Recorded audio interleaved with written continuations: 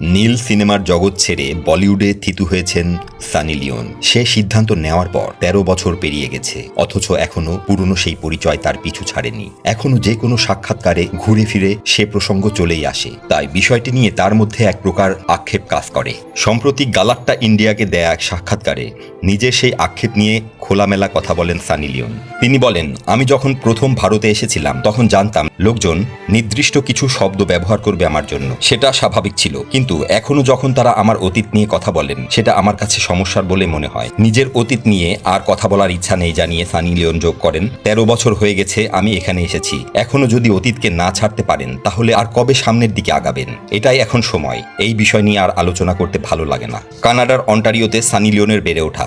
পাঞ্জাবি পরিবারের মেয়ে সানির আসল নাম করণজিৎ কৌর বোহরা।